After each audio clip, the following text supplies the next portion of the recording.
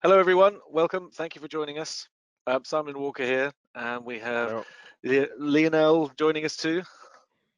Am I I, pronouncing your name incorrectly? Is it Lionel or Lionel? in French, it's Lionel, and in Lionel. English, Lionel.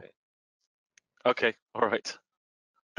I managed to butcher most people's pronunciations, so apologies. Don't worry. But welcome, everyone. Welcome back if you were at yesterday's sessions. And so we've got more fantastic stuff coming up today. And I'll switch over to Lionel's screen in a second. But just to remind you, in case you missed it yesterday, we have sessions tomorrow. And in fact, this document on the screen is a document that you have access to inside the webinar software. And this is a PDF. If you go down to the handout section, you can access this document. And it's got links for tomorrow's sessions and the second session today. But importantly, these links are the ones that turn into the recordings. And we're recording this session, and we're recording it already, and you'll automatically get the link to it, to the recording, after this webinar's finished. But if you want to watch any of the previous ones, then you can just go to that link in the document, and that will allow you to view the recording. And also, we really appreciate your time. And I know it's tricky that a lot of people are phoning in from home, where they're working from home. And a lot of our customers have asked if there's methods for them to be able to work remotely. So if you're part of the volume program for either Maxon or Red Giant, then please let me know and see if we can help. We've done things like extending the demo period and so on. So if you've got any questions about that or creative questions and follow-up ones that you want to share with Lionel, please let me know, simon@redgiant.com. And just a reminder that these are the normal types of sessions that we send out to our volume program customers for Red Giant. But since the merge, we have been inviting all our Maxon friends because we're all one company now. And if you need training for your team, if you've got a team of you who are working on production, then let us know and we can do these sessions as custom sessions just for your team. So we can invite people like Lionel or other experts in the field to help you out, depending on which time zone you're in. And we manage this across all time zones, from the Far East to Europe and all over onto the West Coast as well. Great. So enough of my yakking. Let's hand over to Lionel for some more fantastic stuff for 3D Mograph. And I think I need to change presenter and I can send it over to you. Here we go.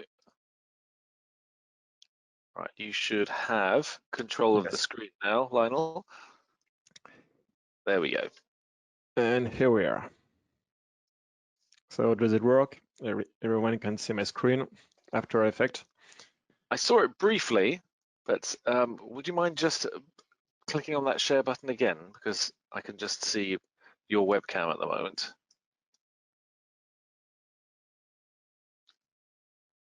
That's better, I can see it now. Yeah, okay. And just as a sanity check, hi to Seti and Ilona. Hello, welcome. And if you can see our screen and hear me and everything like that, please just say a comment in the questions section. Then we know that it's all working correctly. Oh, thanks, Andrea. Thank you. Excellent. Thanks, Yeah, it Fernando. works. Thanks, Andrew. Excellent. It's all working. This is good. And also, we'll have a Q&A session at the end, but please feel free to keep typing in questions as we go through into that questions area. And we also have got the help of Jonas and Darren from Maxon, who will be answering questions as you put them in. So if there's a technical or creative question as Lionel's going through, then we can answer those immediately. And we can also ask him at the end as well, depending on how the conversation is going and if any questions have got a theme to them and that sort of thing. Great. So I'm going to hand over to you, Lionel. Okay, so hello everybody. My name is Lionel Vicidomini. I'm a French motion design artist living in Paris. I'm part of Motion Cafe. Motion Cafe is a small website. Well, not so small now. It's a website for motion designer, 3D, 2D, everything. as long as it's motion design. It's in French, but we do have some content in English. We have tutorials. A few of them are in English. For example, this one has been recorded in English about Chinese motion design artist. We do have some freebies too, stuff you can download free. We have a partnership with Juice where we made a pack for them. So feel free to take a look there. It's very interesting because we're not only focused on After Effects. We do a lot of 3D and everything that can be integrated into motion design. Okay, so today we're going to work on Cinema 4D and After Effects. And it's going to be very different from yesterday. If some of you were there yesterday, it was some 3D heavy stuff, doing polygons, sculpting, and everything, and all the comping was in After Effects. Today, it's more like a Mograph work. We're going to do real motion design, flat design, using After Effects and Cinema 4D. Especially, we're going to use Cineware, which is the bridge between After Effects and Cinema 4D, and what we can do interesting with it. So here we have an example of a simple transition I created with After Effects and Cinema 4D, and a few Rajan tools. Okay, so nothing too fancy, but what's interesting with that is the fact I can iterate that design very quickly, very efficiently. And that looks like 2Ds. It is 2D, but it's been done inside Cinema 4D and a few tricks inside After Effects to make it look better. But it's 90% work on Cinema 4D. We have an example here. Another one I can show here. Maybe I won't play it all. Yeah, it's refreshing. You see, it's different design with more details. And I'm sure I'm going to create some variation other than that. Okay, so for the first part, I just would like to show you how to do that kind of transition, that kind of design, all inside After Effects. It's almost only to show you how difficult it is compared to Cinema 4D. But it's still interesting to do it in After Effects because maybe some of you don't have access to Cinema 4D. So you can see you can do it inside After Effects, but it's more difficult. After Effects is a great tool, but it's a complex tool. Everything is possible, but can be very difficult. So here I have a small transition done entirely in After Effects. So it looks mostly like the other one. The difference is everything has been done inside After Effects. There is no Cinema 4D. And you can see it looks very much the same as the other one, Cinema 4D one you just saw. Okay, so here it is. So it's a hexagonal pattern being used as a transition between two pictures. So it could be a video or whatever you want. So we're going to create it in After Effects first, and then I'll do it in Cinema 4D. So in After Effects, I'm going to start inside this project, but with a new comp. I'll call it iFix. So it will be 1920 by 1080, so HDTV standard resolution. And I need to fill that with the pattern. So I could do it all inside After Effects, but that's notoriously difficult to do it in After Effects. I would have to use the shape layer. It's difficult to assemble everything, to align. That would take some time. So I'm going to use a first trick. I'm going to use Illustrator. So Illustrator, which is there. You can see I already prepared a file, but I'm going to start over. So in Illustrator, which is the best companion for After Effects, both worlds play together very well. I'm going to create a same size composition here. Okay, and now I'm going to create my X pattern. So I'll use the polygon. So my interface is in French because I couldn't do it. I couldn't put it in English. I didn't have the time to take that. You can guess whatever tools I'm using. So this is the polygon tool, and I'm going to draw the first polygon by clicking here. It will be a hexagonal polygon, 150 pixel. Okay. Now I'm going to duplicate it and offset it. And Illustrator is very good for that, much better than After Effects because it's faster and more precise because of the snapping tool, the grid, and so on. So holding Alt, I'll just do it once, then hitting Control D, repeat. I would really kill to have only that feature, you know? You just copy here, copy once, Control D, repeat with offset. Okay, so now I'm going to take this whole row and put it there. Okay, I'm going to take the two rows, offset, holding Shift to constraint. Now Control D, and that's it. In After Effects, I could do that, but it's going to take much more time because I want to have separate layer everywhere. I could have used the repeater with the shape layer inside After Effects, but I won't have access to all the individual polygon. Here, it's already done. Okay, so now I need to transfer that to After Effects. That's the tricky part. I'm going to use Overlord, which is a plugin by Adam Plouffe. I don't know how to say that. It's a plugin you can buy on the Battle Axe website. It's really great. Adam Plouffe is also the developer of Rubber Hose, which is another very popular plugin of After Effects.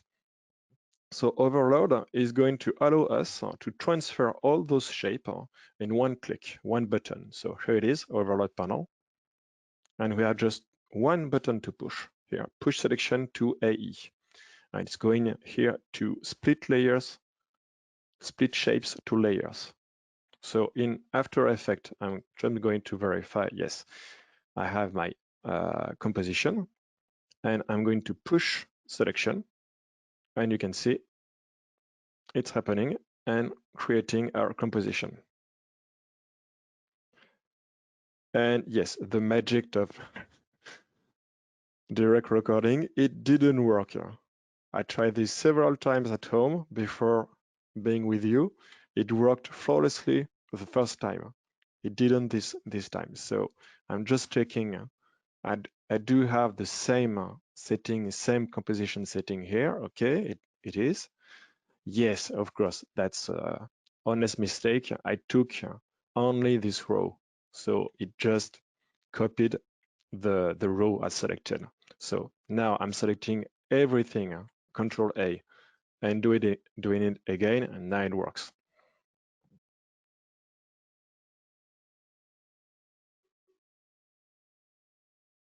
And here it is. I have my X pattern. So now I would like to colorize it. So that's another problem with After Effects. If I wanted to have some dynamic color, it's going to be difficult because I would have to colorize each shape, each layer individually to link it with expression and so on.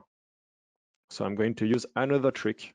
I'll use a ray dynamic palette, which is a script.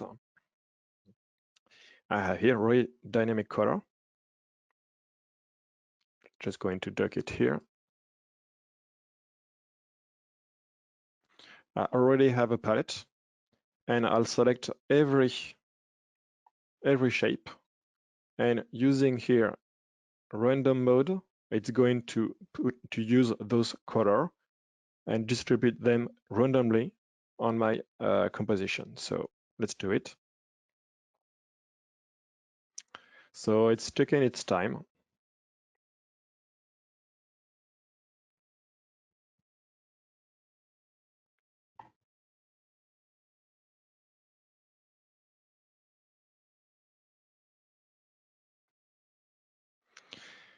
And that's After Effects. You have to be patient, even for a simple stuff like that.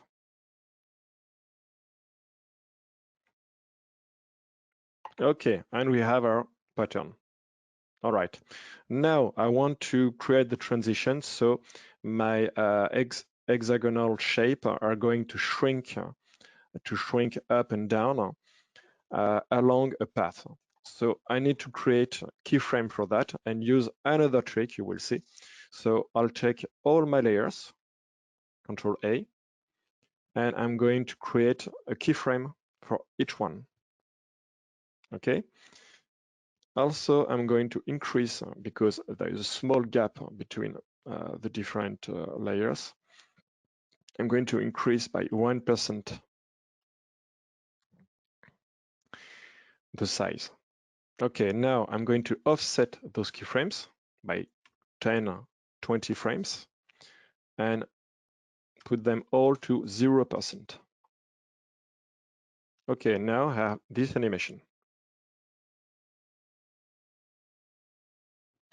And now the last trick, I'm going to use a third script. So that's After Effects too. If you want to do something fast in After Effects, you have to buy, to download, install scripts to do almost everything. That's the case here. I'm going to use a Drake Basel, which is a wonderful script by Nicolas Dufresne. He's a French guy. This is Drake Basel. I'm going to put it there. And use the animation tool, and I'll use here the effector. So a small word about Drake Basel. Maybe you already know that plugin, that script actually. It's a free plugin. So this one is free. It's a free plugin from Nicolas Dufresne, Rainbox Lab. Rainbox is his company. And it's a suite of tools, of free tools. It's designed to help animating character, but with time, it just developed other tools just for animation, and it's just going on for some years. And now the tool has grown and can do pretty amazing stuff. So you can download it for free on this website. And also, I would like to note that Nicolas has a Patreon on which he he searches for ideas, he develops new tools. Right now, he's working on the media encoder, free media encoder based on the FFmpeg. And very often, he has some new feature he can offer. So you should already take a look at all that because it's really, really interesting. Okay, so I'll go back here, and in Drake Basel, in the animation tool, I'm going to use the effector here. So the effector is going to create expression for every single hexagonal thing I created. It's going to be now driven by the effector. So the effector is this thing, and now you can see it works. So we did it. It took me almost a quarter an hour, 15 minutes to do that. Okay, so that's very nice because I have my hexagonal pattern nicely arranged. I can play here the effector. I have my color with ray dynamic palette here. I could change my color. It's going to update everywhere inside. That's very nice, but it took me 15 minutes because I trained for it, because I know how to do it, and because I used 3 plugins, 3 scripts, 2 paid ones. Okay, but I could do it. Now I just would have to animate the effector on the position, for example. I could also change the type of effector using, for example, infinite line, increase the inner limit, and you see it works very well. It's looking a bit like what we're going to use inside Cinema 4D. Okay, so that was the After Effects way. The only was one way to do it. There are obviously some other manners to do that, but that one is maybe one of the quickest because we have those different tools. Now we're going to see how to do that in Cinema 4D and how to go much further, much faster, with much more liberty than with that. Because now, if I wanted to change the size of my polygon, if I wanted to do anything, it's going to be difficult. I'll have to go back a few steps. I had to think about it. I had to pre-comp to do it again, and so on and so on. You will see with Cinema 4D, I can achieve the same look very quickly, very easily, and much faster. So let's go to Cinema 4D, unless you have question, maybe.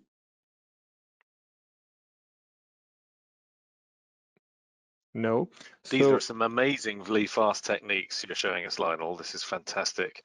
I've been on mute, but I've been going, oh my goodness, that saves so much time.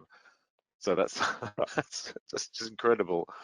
you will see with Cinema 4D that's much faster, much faster.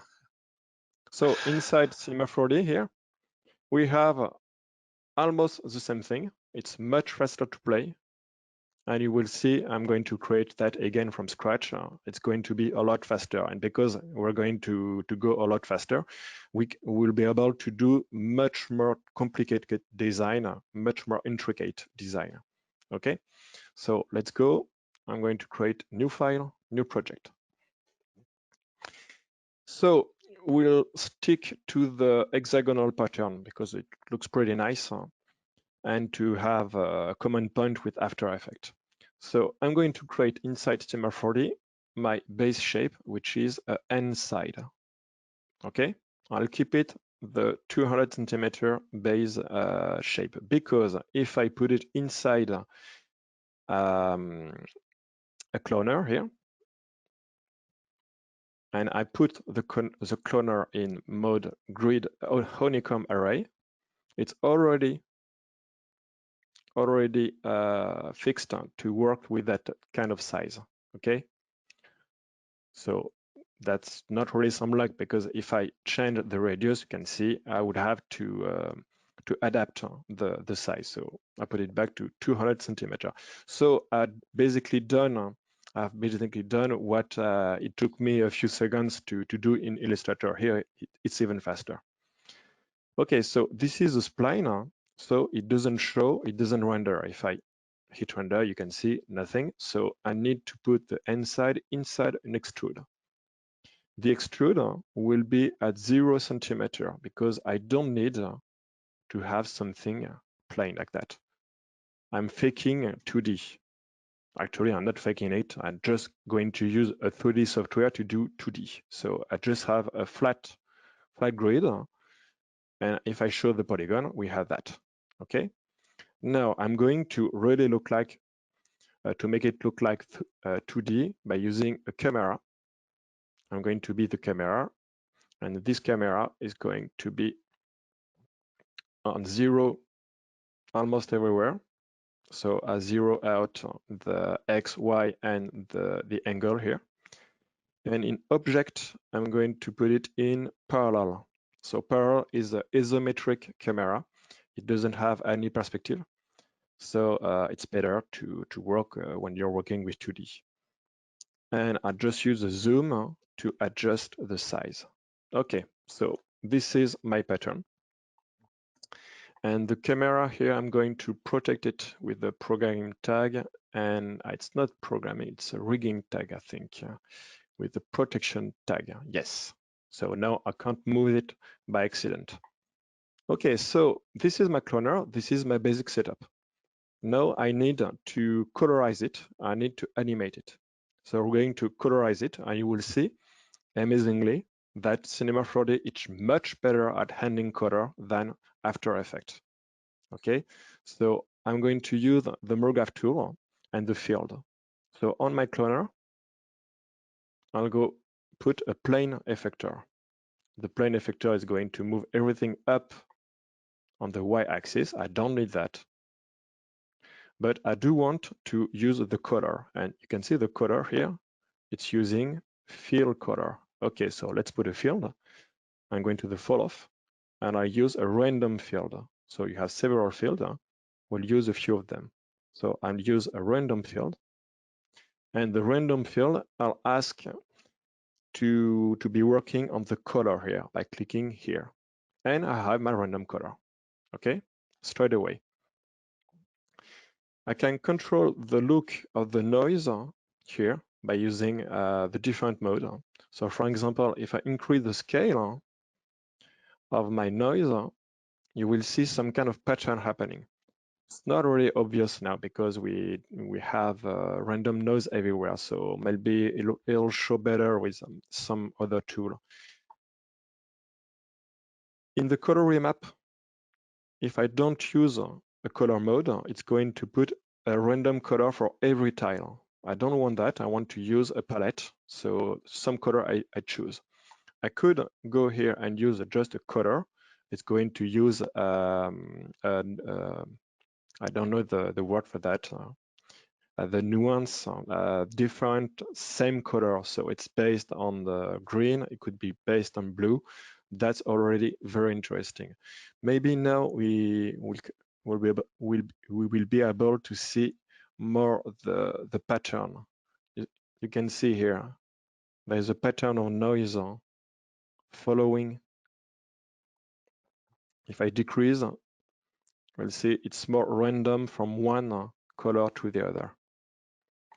Okay, so the color remap, that's already very interesting. I would love to have that in After Effects, but we don't. But I really want to control my color. So I'm going to use here in the control mode, color, a gradient. So now with the gradient, the color are distributed along this gradient. And I can change this gradient. And actually, if I click here on the color wheel, I will have some color tools that I would love to have in After Effects again to choose my color. So I'm going just to choose a color, bright color here. And now when I turn along the wheel here, you can see I'm creating a color palette.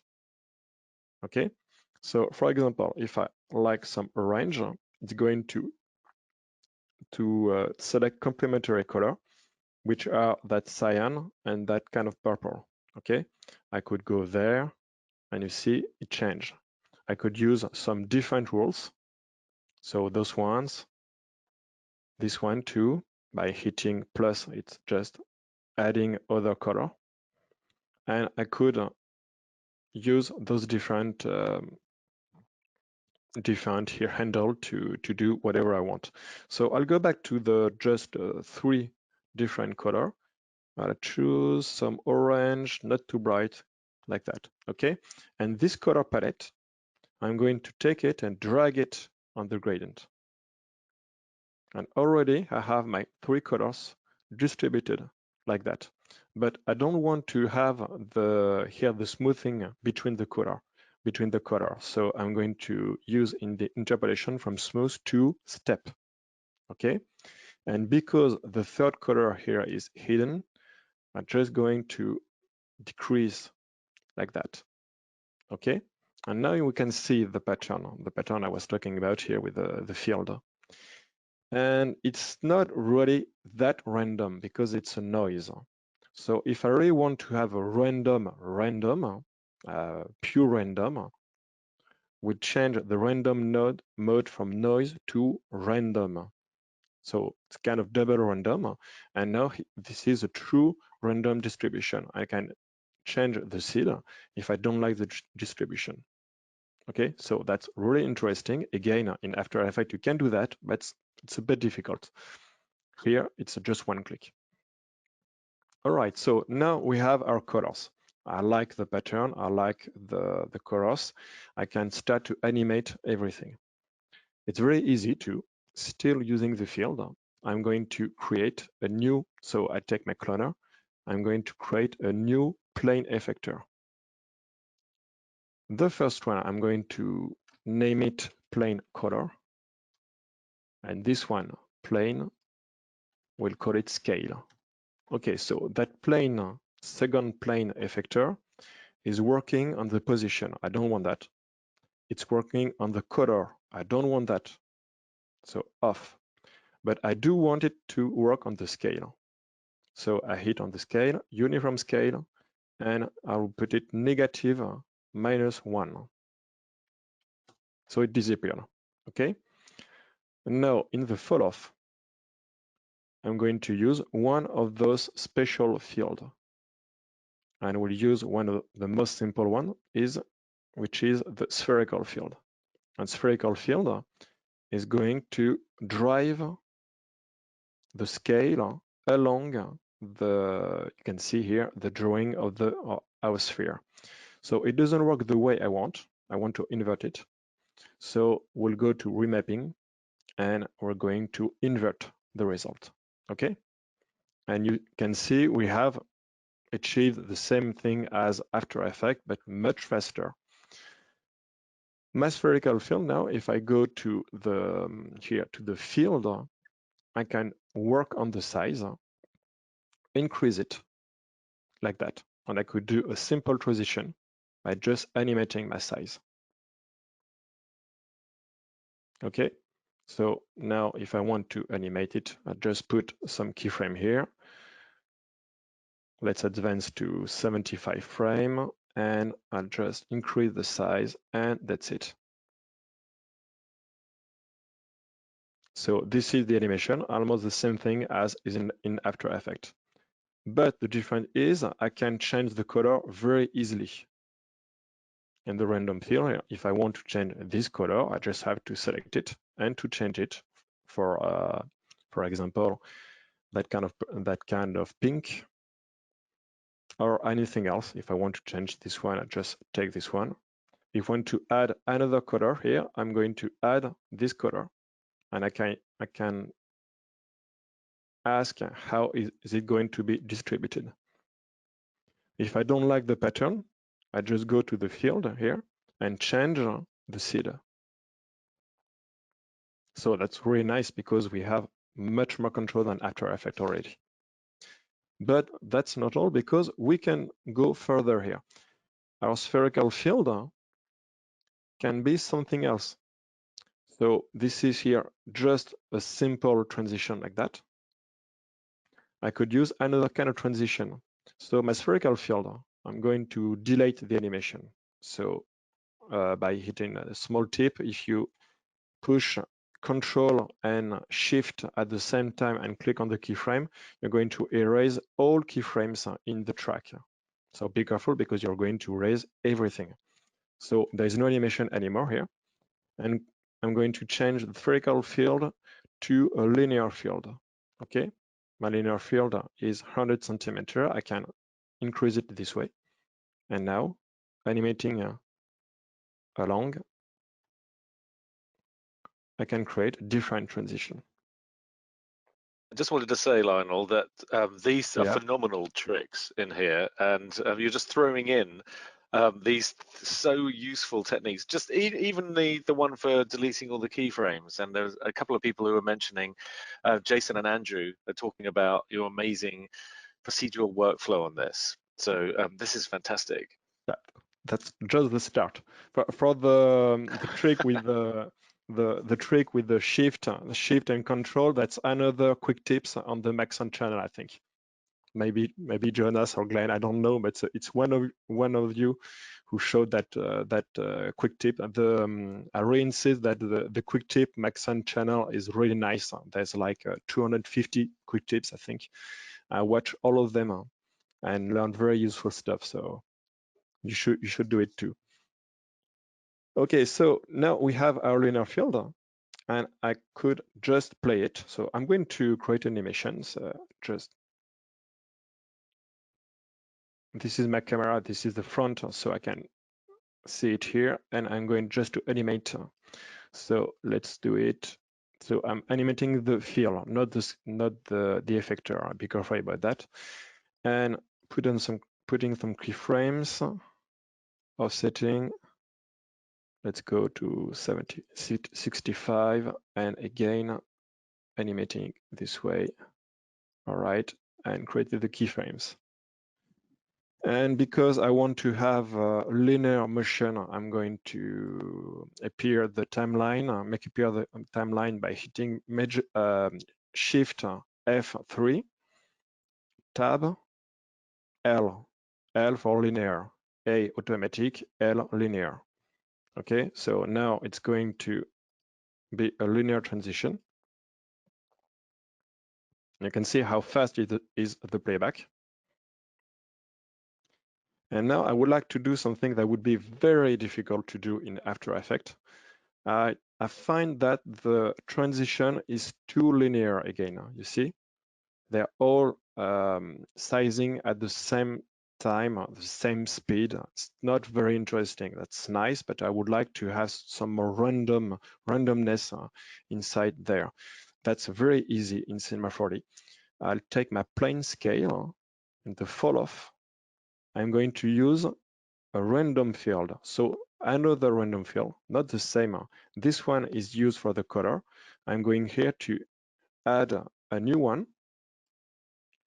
And this one, in my plane scale, you can see we have some blending mode. So I'm not going to explain that because it would take me too long, but it's going to blend almost like the blending mode inside Photoshop. It's just working on the weight of the transformation you want to apply on your clones. So here, instead of max, I would like overlay. Okay, and already you can see it's not so uniform. It will be even more obvious when in my field I change the random node to a pure random. Okay, and now you can see we have randomized the transition. You can see here they're not all the same size, all the same shape. It will be even more obvious if I increase the size of my field. So now you can see a few of them are disappearing faster than the other. Okay, and that is very difficult to do with After Effects. You would have to offset keyframes, timing of the keyframes with expression or the tricks. It's difficult. It's really difficult. So that's very interesting, and that would work with any field you want to use. Okay. So one last thing I want to do with that before jumping back to After Effects and using Cineware. I find that our pattern here is a bit small. How to change that? That's really easy. I just exit the camera. So this is my pattern. I want to add something bigger. I just need to go to my cloner here and add more clones. And that's it. It's all parametric, meaning that I can change everything very easily, very quickly. I want to have a smaller hexagonal. I just increase the size of my grid. Okay, so now I need to change my linear field, make it start higher than that. So let's go this way. I'll just change here my keyframes. Now jumping to these keyframes this way, and that's it. Going back to the camera. And inside my camera, I'll just here on the zoom, and here we are. And you can see it's still very, very fast. So I can increase the size of my transition like that. Lionel, we've had a question about the real-time playback in the viewport, and it's pretty obvious from what you're doing now that it's being really fast. But what was your take on the real-time playback for effects like this? What do you mean with what's After your Effects, experience? Because What's your experience? It looks to be real time for effects of this complexity, which isn't too heavily intensive on the computer. But I Well, just wondered what your experience was on the various machines you've used for playback in the viewport for something like this. for something as simple as that, it's very fast on every computer I have ever used, because we are in 3D world. In 3D world, we have to animate sometimes millions of polygons. So a few stuff like that, just a piece of cake for 3D software. It's really, really easy. There is no real 3D. There is no lighting. There is no shadow. There's nothing. It's blazing fast. The most surprising thing is how can be how slow can be After Effects. That's the Yes, the bad agree. thing, I would say. After Effects is very slow at doing that, even though it's very easy for a computer. Now we have our computer are just incredibly powerful. We don't realize it because the software are incredibly slow. So that's the bottom Yes, line. I agree. After Effects is doing a lot of stuff in the background too, which slows it down. So Yes, this is, as you say, as you're pointing out, this is a much faster way of working. there is a reason why After Effects is slow, because After Effects is capable of doing anything, anything, everything. So as everything, any software capable of doing a lot of stuff, it's going to be slow at most of the stuff. That's the trade-off. The more specialized you have the software, the faster it's going to be. In Cinema 4D, we don't have blending mode for the display, for example. So it's easier for the machine. It's not going to play video. That's also easier for the computer, and so on and so on. Absolutely. Okay, so now we're going to use that inside After Effects. And previously we had to render this file. So that would be pretty easy because the render is very fast. But it's going to create files. You have to load inside After Effects. And if you had changes to make, you had to go back to the 2D software, make the change, render again.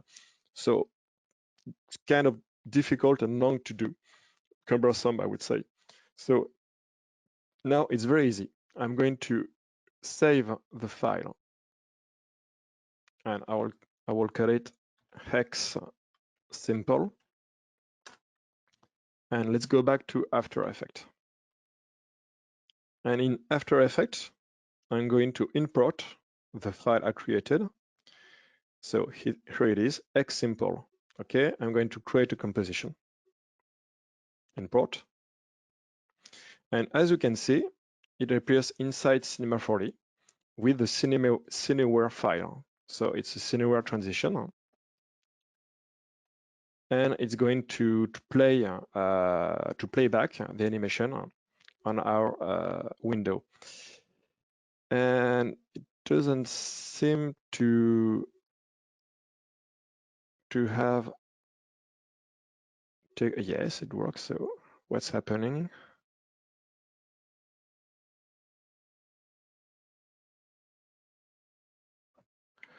Just checking inside Cinema 4D. I didn't forget saving the file again. Okay, so sometime you have to reload the footage. You see, it's working here. You recognize the transition, but here it doesn't appear for whatever reason.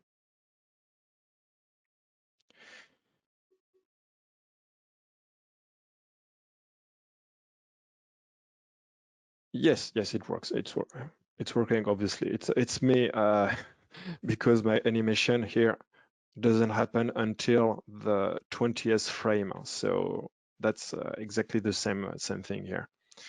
And as you can see, it's not as fast as Cinema 4D, of course, because basically it's rendering in background, then transferring the information to After Effects to display. So it's a bit slow. I'm just going to close that panel. But anyway, with Cineware here, we have our rendering right inside After Effects. So what we're seeing right now is a software rendering. It's very close from the final rendering, but it's not really the final one. So we'll change the render from software to final, standard final. So OpenGL would be very nice, but as you can see, we have some aliasing. So I hope in a new release of Cinema 4D, they will improve that so we can have OpenGL rendering with anti-aliasing, because right now we can't really use it. That's too bad, because that's a perfect example of a file we could use OpenGL because it's much faster to calculate. So too bad. We'll switch it to standard final, which is almost the same thing, but now it's clean. Okay, and if I play directly from here, you see it's not very fast, but it's not slow either. You see it's coming, it's playing, and I don't need to make a render in Cinema 4D. So that's really nice because I can use it as it is, as a layer. Because this is a layer for After Effects, I can do whatever I want with it. So if I wanted to make simple transition, I load some picture I have. For example, we have a fiber tech here. I'm going to decrease the size. And if I wanted to make a transition from there, we'll just use here the alpha mode to create the transition. See? And we're going to put another one, this one in the background, and we have a transition. Okay, and I could just duplicate, because this is a simple layer, I could duplicate the layer here, put it there, and just give it a little, just a few frames of delay to create that kind of effect. And you see now it's been loaded in the memory. It's pretty fast to play. Okay, so that's cool, but we can go further with Cineware. There's something since R19, I think, inside Cinema 4D, which is called the takes.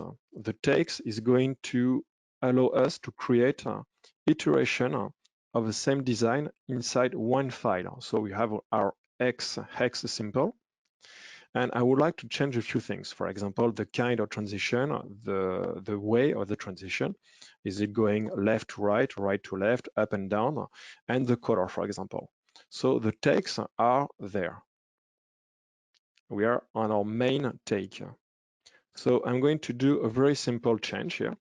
I would like to have the transition happening from this way, from the top right corner to the bottom left corner, so the opposite of this one. Okay, so how I'm going to do that? I'll create here from the main take, right click, a new child take. Okay, and this child take will name it top left to bottom top right. So top right to bottom left. And here I'm going to allow what's called the overtake, I think, auto take mode. So auto take mode is going to allow me to make some change to object already in the scene. So here in the object, my linear field, I'll go back to the first frame, and this linear field, we're just going to animate it the other way. So here we have the keyframes. Let's go this way. I'm going to slide it this way. Create the keyframes. Going to those keyframes, and this one, I want them to be over there. Okay, so now my animation is this one. if we go back to the takes, we will see those change has been recorded there inside the category. Okay, and if I click here on the main, I go back to my main composition. As you can see, it even records which camera you are using, because I switch from this one to this one. So for this one, I'll go back there. Okay. Now, if I use my take, this one, see, two possibilities inside one file. We're going to save. So you have to save every time we make a change. And inside After Effects, you see it's reloading. And now I could take on this here. Let's create a new one. So I'll just put this example inside a new composition.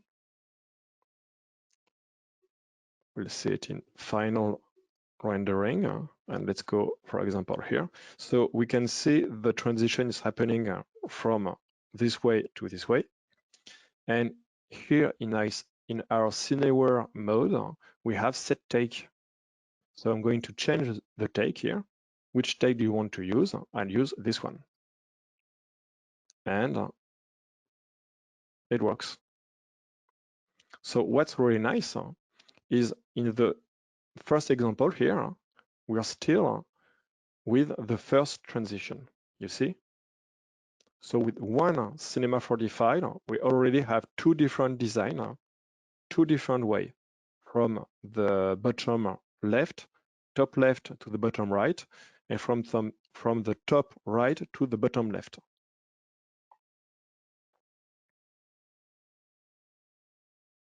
No need to create different Cinema 40 files and to get lost with it. And I can go further, going back here to our main stuff here, and maybe create on this one here. I'm going to right-click, new child take again. So the child take is going to inherit whatever inside the parent take, and this one I will change color. I'll name it color. And now we're going to use in the object panel. I'll go to the random field here, and the color remap, I'm going to change the color remap. And maybe I'll load back the palette. Well, I didn't save my palette, so too bad for me. I'll just quickly create a new one. So I'll just change, try to go back to this one, load it here. Step. Okay, and it's been recorded in the takes. You can see here in the color, we have a random field with the color remap. Now, if I go back there and there, okay. And what's very interesting, my color, because it's a take, it's a standalone take. If I copy the take and put it here, now I have a version, you can see. So very easily, I iterated 4 different takes, and they will be all accessible inside After Effects. I just have to change here, set take, and you can see they're all here. So different color. And another take, this one, this way again, and another take, this way. Okay, so with one Cinema 45, you could create a whole library of transition. So instead of going to buy for $50 11 transition, you can create with one Cinema 45 like 100 different design with different color, different shape, different whatever you want to do, because you can go very far inside that concept. Here, for example, I'm going back to the main take. I'm going to right click to create a new take. So it's a new take independent from the other. And this new take, we will use, for example, a box field. And in the object now, I'm going to change my linear field. And you can see here in the field, we can change the type of field. Well, actually, I'm not really sure it's going to work because there is no keyframe here. So that's something interesting to note. You can't change anything you want as long as it is keyframeable. So if you can't, you can make create a keyframe here. You can change you can make the change. It's going to be recorded inside the take. Here, I don't think I can create the box. So let's try. If I create a box field, we just increase the size. So I still have my transition, as you can see, but on with the box shape. And is it going to work if I go back there? No. Well, too bad. I would have to create actually two field, one field with a box field and a field with the linear field, and just mute them between the takes. So that doesn't work. Let's go back to the box field. I'm going to delete the box field. And here in the object, the box field is going to be back a linear field. So now I'm done. Everything is set back as it should. So if I wanted to create some different field, actually I would create them and I would put some on hold on the top, not animate them, and some would be animated with the concerning take.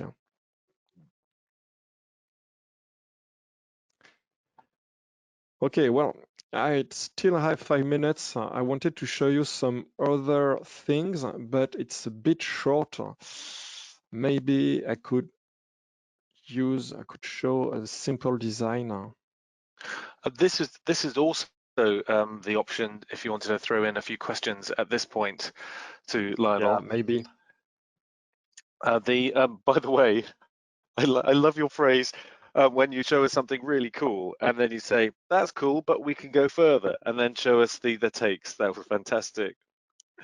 And also, we've had a couple of questions about what's possible to do with the R19 release without using fields, and also some of the things that you could actually do in Cinema 4D Lite. You don't necessarily need the full version. Well, that's bad news because the fields are really amazing. We can go very far with it, but only since R20. But we could do some amazing stuff with the R19, R18, and all the pre-release before the R20, but it was much more difficult. It was another way of thinking. You had to use a random effector playing on the weight. So it's different. It's difficult. It's not as easy to do, and there are some limitations, but it's possible. Concerning Cinema 4D Lite, no luck. You can't do much with it. Actually, you have only a few effectors. You have the fracture. You have the fracture object. You have the fracture object, which is there. So you don't even have the cloner. You have the fracture object, and you have the random effector and the plane effector and a few fields. You can do some interesting stuff with it, but not as many as interesting as what I showed you. I think we have the takes too. The good news with Cinema 4D Lite, you can do almost half as much as what I showed you. So it's possible, but it would much more interesting to use the full version of Cinema 4D, which has some amazing feature to work with. Of course, it's also possible, as I understand it, to open up one of the projects that's made in Cinema, the full version in the in Light. Of course, Yes. It depends on what you've used, doesn't it? Yes, I think maybe Jonas will be able to answer this. I think we can't with the Cinema 4D Lite. So only with After Effects, you can load full version Cinema 4D files on read only. I'm not totally sure about that. So Jonas, do you know, Darren, do you know about that? I think it will work, but I will double check and come back in a minute. So that would be very interesting because you could just create some Cinema 4D files on the full version and then deploy it on any After Effects with Cinema 4D Lite. But it's something to check, yes. I'm not 100% sure. It is worth checking. We know a number of people who have workflows where they have a number of licenses of the full version, but also they have a whole team of After Effects users that they need to be able to share things with. So sometimes they render them out as transitions, as video clips. So from what you've done here, they could have that as a video element, but often that they'd like to tweak them, of course, Yes, when they're doing it in mid-production. These, just to be clear, the Cinema 4D full version and the Cinema 4D Lite file types are the same file type, so they can be opened in each application. Okay, so if we use some advanced field with the Cinema 4 Lite, it's going to be red. We can use it. There are some backward compatibility nuances, and so we'll have to examine those case by case. But for the most part, Maxon does a really good job of maintaining backwards compatibility. So we'll double check on this and get back to you. Something to try, actually. Yeah, need to find. Okay, yeah. Fantastic. One last quick question because we're almost out of time.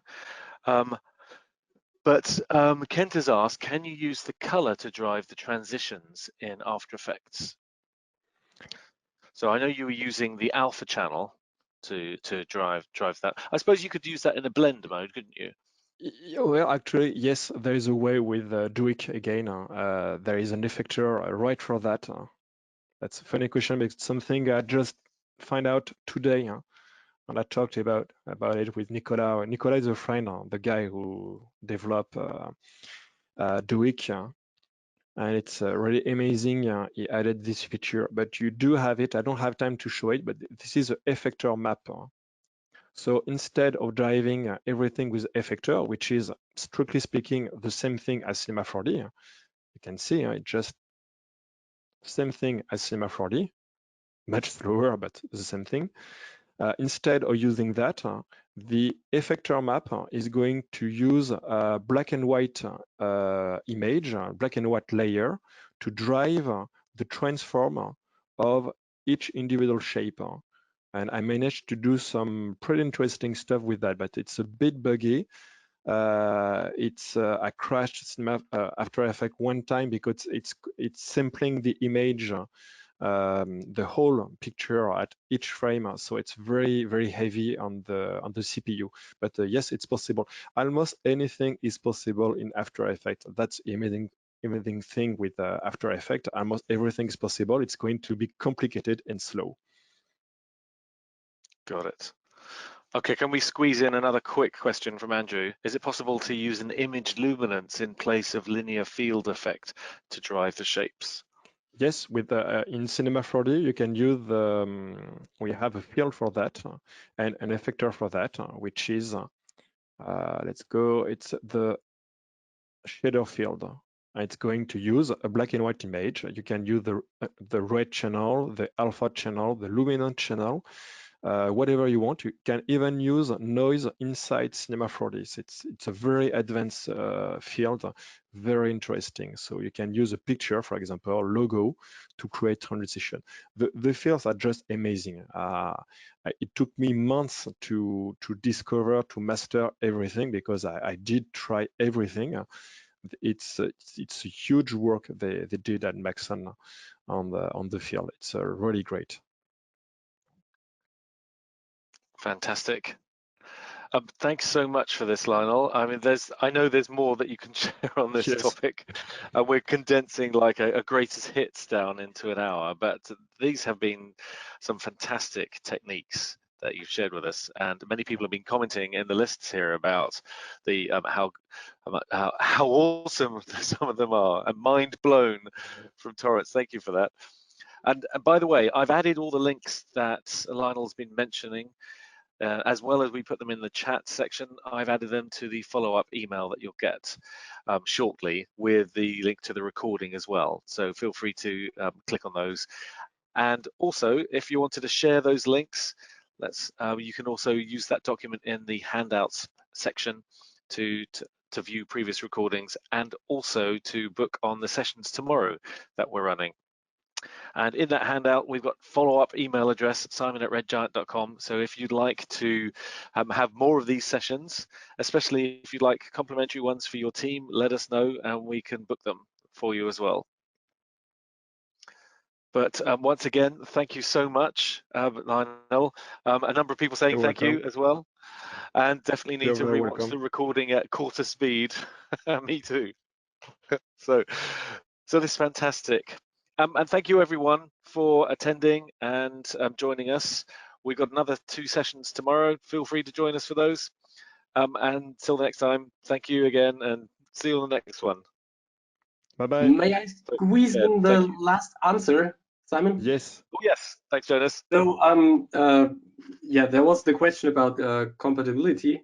So you can open up, full Cinema 4D files also in Cinema 4D Lite. But if some features have been used that are not available in Cinema 4D Lite, you will get a plugin error, which you can click away. You can just hit OK, then it will load anything else which is in the scene, but not those objects and shaders and so on that are not available inside of Cinema 4D Lite.